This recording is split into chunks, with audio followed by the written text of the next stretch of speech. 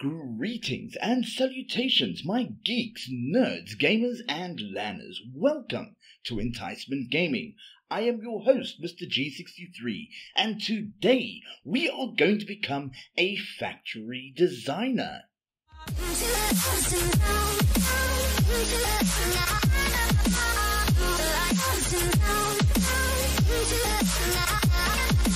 So, those of you who follow my Twitch channel, link in the description, you will know that this is one of my favorite games, and if you want to see more, feel free to go onto Twitch and drop me a follow. Now, Satisfactory is a first-person, open-world factory building game with a dash of exploration and combat. Now, you can play this game alone or with friends, where you can explore an entire alien planet, create multi-story factories, and enter conveyor belt heaven. Now, this game was developed by Coffee Stain and was released in 2016. For those who don't know Coffee Stain, they are also the same guys that released epic games like Valheim and Goat Simulator. Now, to find out if your rig will play this game, the minimum requirements is going to be a 64-bit processor and operating system.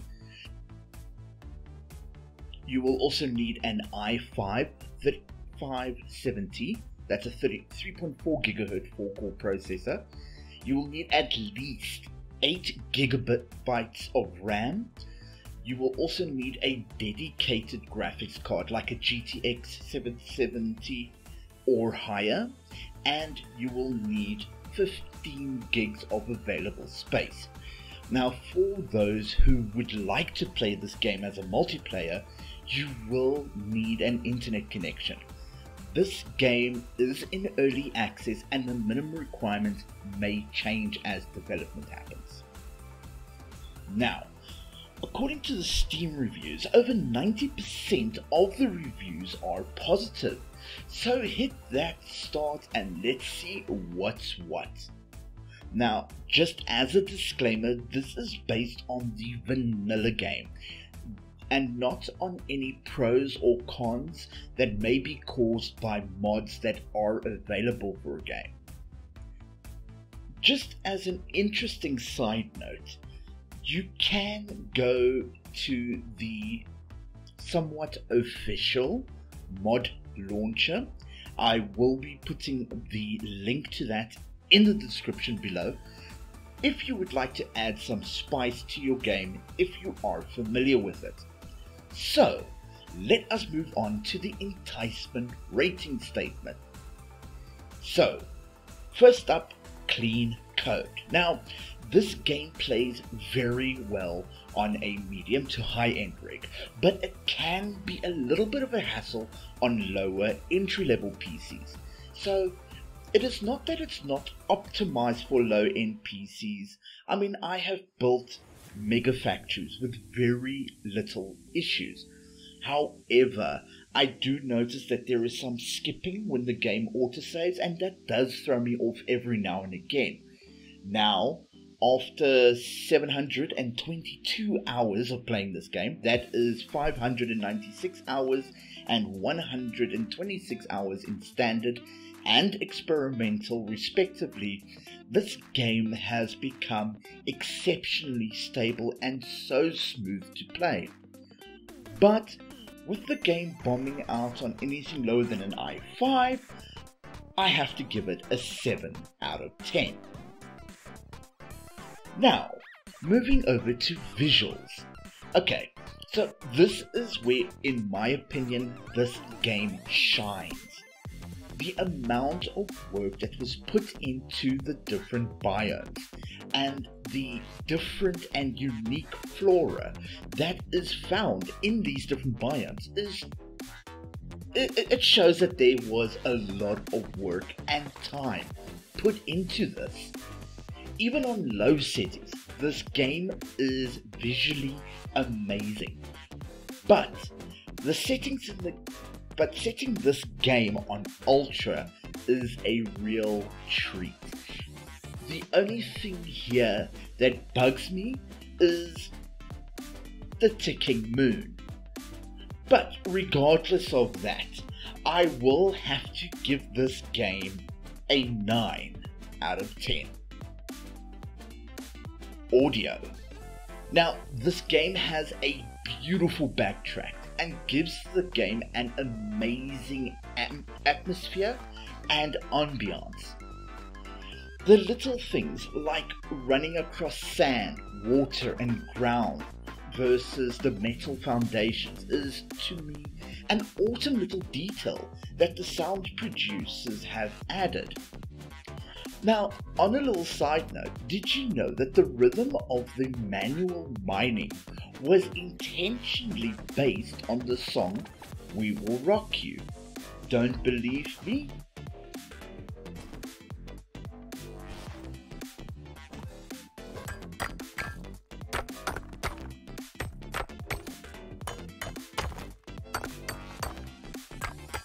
Now, I'm sorry, I don't know about you, that is freaking cool. The sounds that emanate from the different biomes is another detail that I love. Now, with this, I would give this game a 10, but you know I hate a 10. So let's look for a few things that will bring it down. So, one thing I feel is that I feel that there could be a little bit more variation in the background music. I doubt that it would take much to add at least 5 different tracks to the ambient music within each biome. Another place is that the crafting station, and when you're building structures, the same sound is repeated. Perhaps a different sound for different items should be included. So for this, I'd give this an 8 out of 10. Customizations. Now, games like this function on customization. Do you want to build a super high mega structure? Do it. Do you want to build a bunch of modular bases? Go for it. You can even go and spray paint it. Whether because you like a technicolored base or you want to designate different areas for different resources, well, make it so. However, I do find the color customization a little bit limited and difficult to use, but I will definitely make this an 8. Is the game difficult to play? Now, if you are familiar with first-person shooter games, then no. The game is quite easy to play, the basic controls are very easy to grasp, and the functions of the game are also very easy to understand. The beginning stage of this game is also very easy to understand and play. However, the late stages require a massive spike in the learning curve. So for this, I will award an 8. Game difficulties. Now, at first glance, there is no difficulty setting. However, there are 4 starting positions that you can start in. Each one of these has its own pros and cons and can be classified as difficulty levels.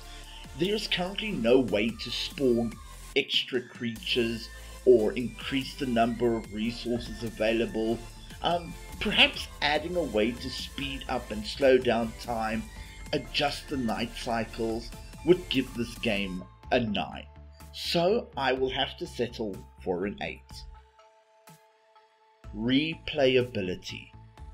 The fact that you can have multiple saves, and every time I figure out a new trick, I tend to want to start from scratch. Yeah, OCD much? But you can have different gameplays on each one of the 4 biomes. So try different building styles. You can have a modular game, an interconnected game, or a hybrid gameplay. However, there is only one map. So, regardless of the starting zone, the game would be played on the same map. Now, you want to start a new game because a limestone deposit is in a bad place? Don't bother, the nodes do not move. Now, some may think of this as a good thing, so I'll concede and give the game an 8 out of 10. Fun. So, this is the one we've been waiting for. Is this game fun? Now, with the combination of exploring beautiful environments, exciting fights with local animals, and finally seeing your base in all of its glory, with all the intricate process lines working with each other, it's absolutely satisfactory.